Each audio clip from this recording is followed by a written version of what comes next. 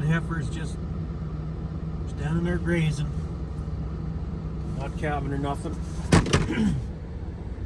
Well, I guess we'll go take the hose off the Massey that was leaking there.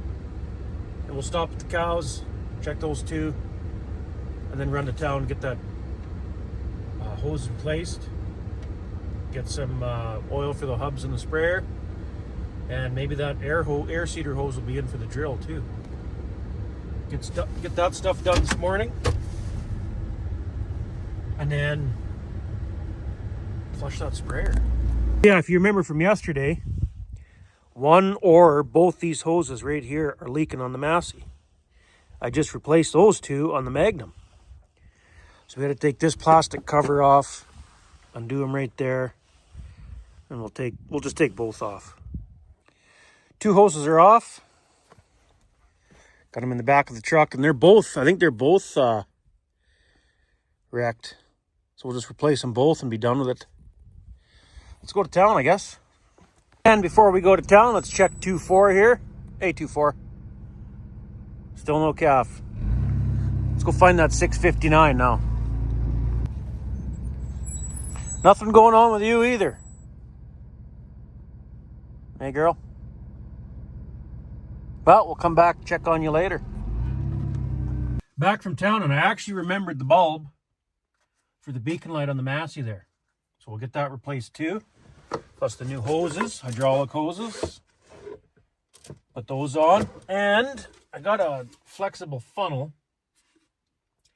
for the planetaries on the sprayer there. I'm hoping this will work.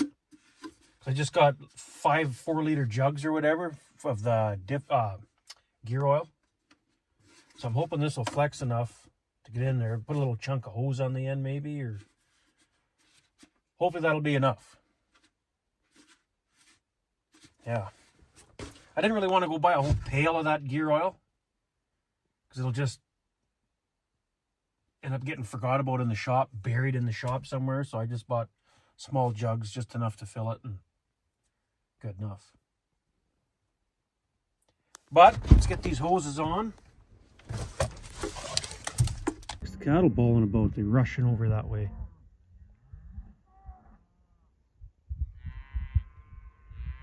Probably nothing.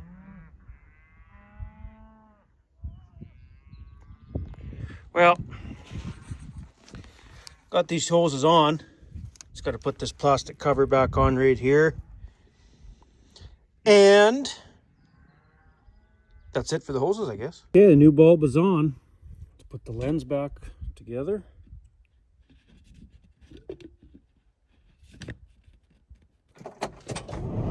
Let's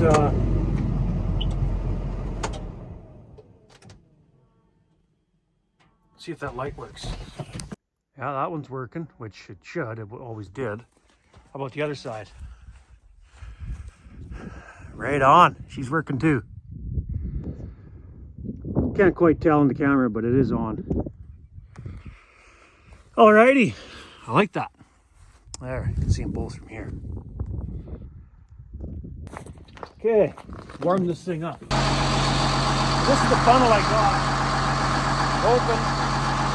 Go in there, bend enough, and I'll just put a long piece of wire, hook it to the handle, piece of wire from here up there somewhere to hold it in place till I pour it in. Then I'm going to stand there and hold the funnel. I think it'll flex enough. I got a little chunk of hose to put on the end of the funnel. So that hose might be too big though to go in there.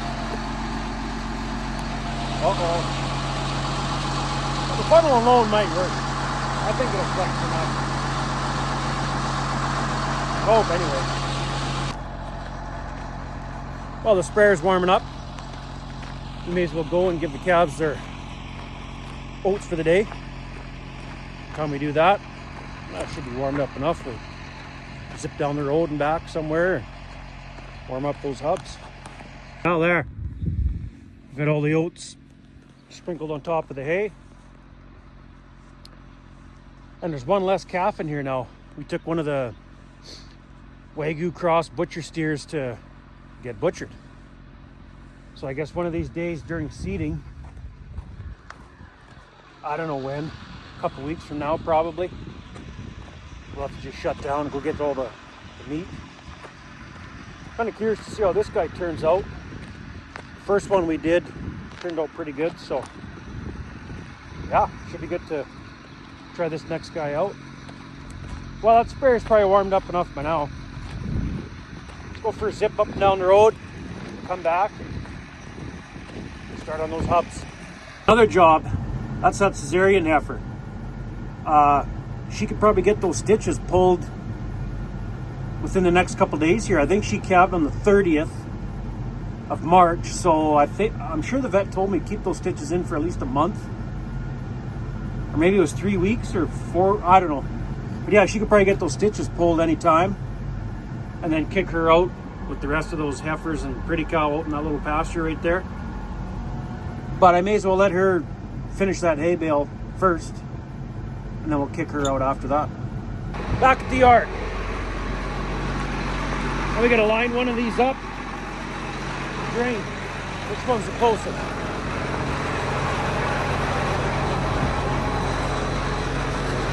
None of them. They're all way upside down pretty well. Well, we'll just start with this one then. Drive ahead till that's down here. Perfect, right there. They're pretty warm. Okay, we'll shut her off. There. Why won't that work? It'll flow into there enough. Make a little bit of a mess when you pull it out, but whatever. Wipe it off and call her good. That oil's pretty dark too. Bottom plug is in. It's all drained. Let's add the oil. Okay, you can see the level right there. I don't know if you can see it in the camera. Hang on. See it? Let's get the plug back in. Okay, well this hub was close to be for the drain plug to be at the bottom. So what I did is took both Allen wrenches, stuck it in there, and then took this bar and just twisted it this way, and just that cover will twist just enough. That way I don't have to start it and move the whole sprayer. So hopefully the other side's fairly close too, and we'll do it that same way. Instead of getting in and out and in and out and checking, you know what I mean? Okay, let's drain this one. Okay, she's all drained. Got the bottom plug in. Let's get the oil in there. Okay, another hub down. You can just kind of see the oil level there is right there. She's full. Okay, this one's not quite lined up. That's too far to swivel it, like twist it down. So I'm going to start it up, drive it ahead, and get it right on the bottom. And this one's kind of the same. Drive her ahead and get that closer to the bottom. Well, he's pretty well dead on the money. Oh, this one's a little too far now. Let's see if I can just twist him back by hand. This is a process. It takes a while for that to drain. I guess I could have got more pails and set up both tires at once and did each side at once type thing, but whatever. Not that much of a rush. Just gonna fill this hub now, and then got one more to do, and then we're done. I think what I'm gonna do though is get that one draining, and once that's draining, go home for dinner and come back. She'll be nice and fully drained. Add the oil and start flushing this thing. Gotta go to town, get some water, start flushing. All right, last hub is draining. Dinner time.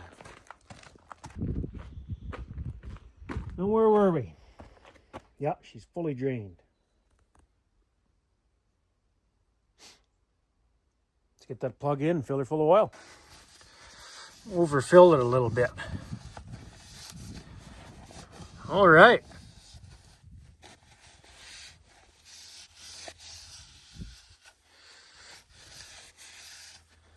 Oops.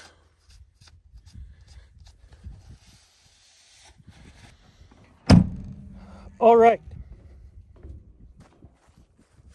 We'll fold it out like that. I'm gonna run to town and get a little bit of water. Well, actually, I may as well get the chemical too for the wheat acres while I'm there.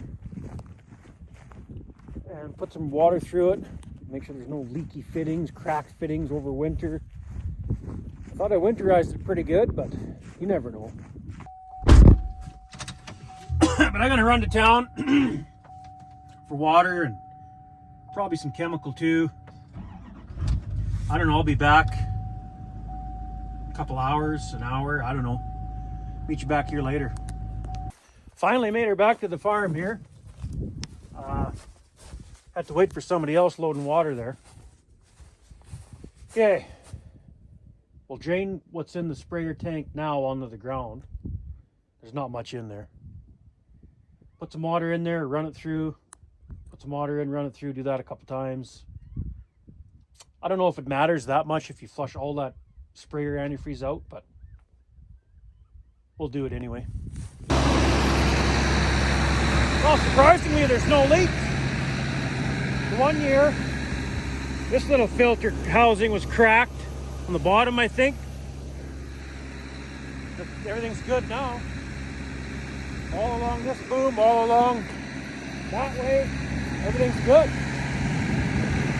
Kind of surprised, to be honest.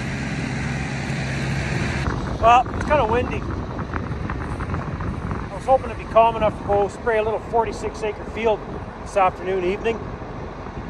It's a little too breezy right now.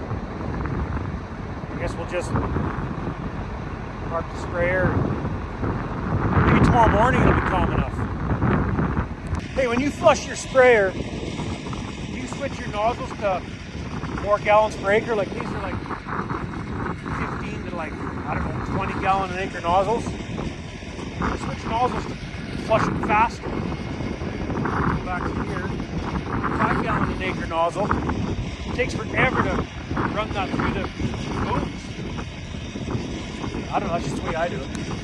I left a little bit of water in the sprayer. It's just water. We're gonna fold the booms out just like we're going spraying like normal. I want to see if the auto boom works right now. I've been having quite a bit of trouble with that auto boom working on this sprayer, so I want to see if it works. Because if it doesn't, get somebody out to check it out or whatever to get it working, because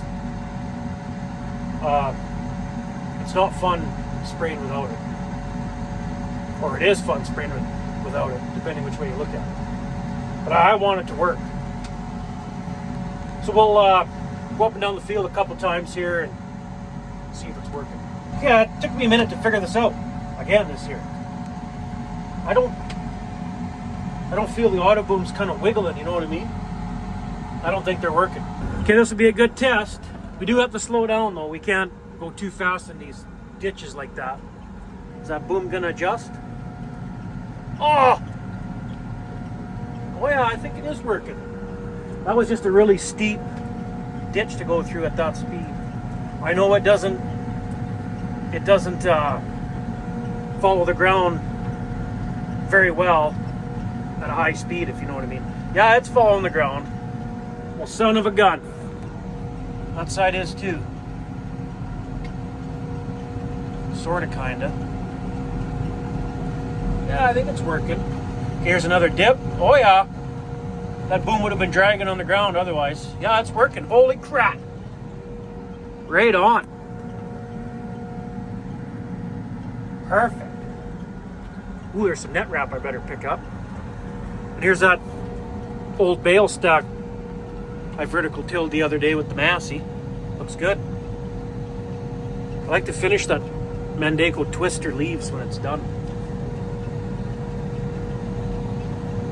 Oh, well, this is awesome. The auto boom's working. Let's try it again a little slower. Because I know it doesn't follow the hills very good at high speed. Oh yeah, that side hit too. But this is pretty steep. Yeah, see, it's coming back down. No, it is working. Good. I'm happy about that.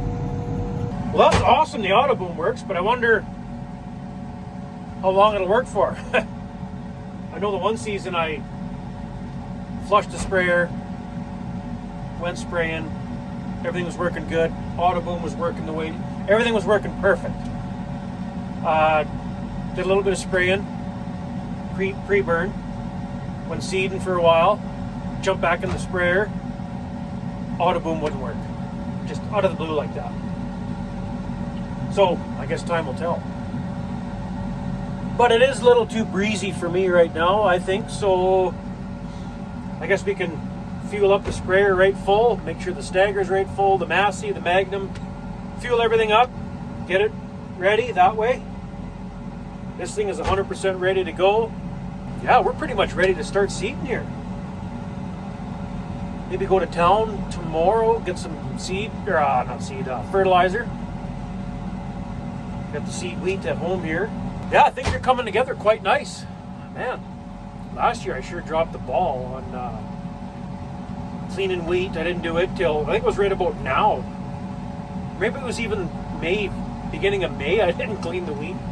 Oh man, not sure what I wasn't thinking, obviously, last year there, but we got her all good to go this year. Hopefully things will go well. That's awesome. It's just nice when things go well for a change. Sprayer's working good. It wasn't even cracked fittings or nothing. Okay, well, let's jump in the service truck, put some diesel in that slip tank, top that sprayer up right full of diesel. Like I said, the Massey, the Magnum, everything. Get everything ready to go that way. Well, I topped up the sprayer right full. Let's fire up the Magnum, drive it over to the fuel tank. Wish you got a little dusty when he was picking rocks that day. Drive it over to the fuel tank and fuel it up. So when I went to lift the rock picker up in the air to drive it over here from over there, when I picked it up, it kind of wiggled. It just didn't seem right. So, look there and there. The pin fell out or broke or whatever. So we gotta get a new pin for in there.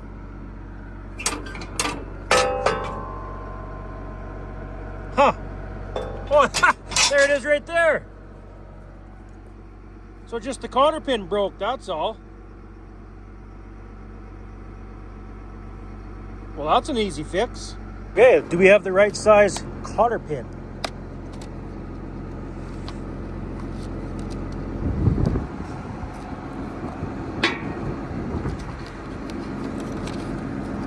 I'm gonna say this guy. It's a little small. I didn't have the proper size cotter pin, but I got a hairpin that fits in that hole perfectly, so that'll work. Now we just gotta line it up. Look what I forgot to put away after changing hub oils. Okay, I got the pin in. Man, is that a tight fit? It's gonna be awkward to get that pin in. I wish it was twisted a bit. Okay, we might have her there.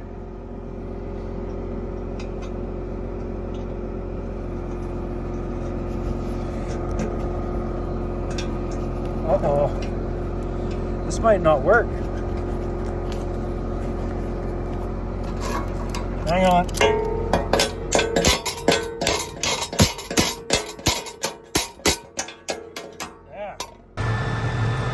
Well, I'm not sure that's going to work very good. That hairpin when the main pin twists in there, it might break off. But it's in there now. We'll try it and see how long that lasts. Okay, well, I didn't get the Magnum fueled up. Ran out of diesel at the farm here, so I'll have to call tomorrow. It's too late now. Call tomorrow, get some more fuel delivered. I guess we can go park this thing now. Well, that takes care of that. You know what? We'll jump in the Uptown truck and go pick that net wrap we seen on the ground when we did that little test run with the sprayer, before I forget. Holy fig, that vertical till drug some more net wrap around twine. Look at this. There.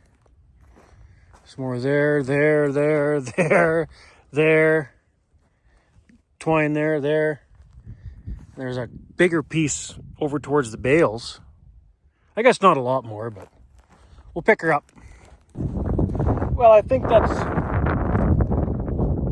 got that net wrap, that bigger pieces. I'm not going to get it all. It's going to be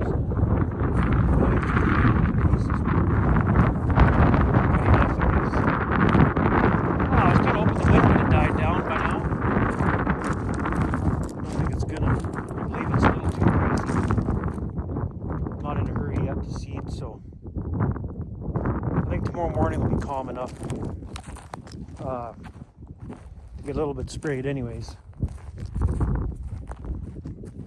Yeah, I don't see any more net wrap. We'll call that good enough. That's good. Can't even tell there was a bale stack there. Well, we're this close to the cows, we may as well zip through them and go check on those two that haven't calved yet. And maybe take a look at that 710 calf that I tagged just, was that yesterday or day before? See how he's doing. Hey, 2-4. No surprise, she doesn't have a calf with her. Let's go find that 659 cow. And no surprise here either. 659 has no calf. So I wonder where that 710 is. I'd like to check him. Make sure he's doing okay. Well, there's that 710. He's sucking right now. There's the cow. You just see him on the other side over there. Well, if he's sucking, he's doing okay. How about that? Oh yeah, there she is right there. That heifer that hasn't calved yet, she's got no calf, hasn't calved.